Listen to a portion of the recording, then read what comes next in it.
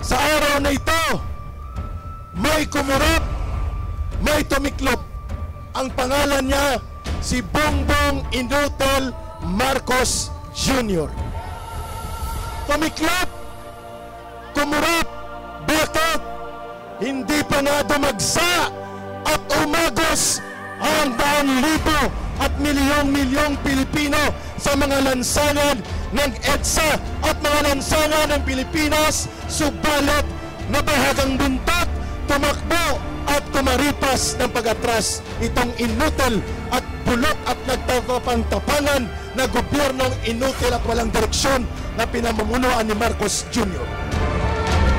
Parang laban po ito ni David and Goliath.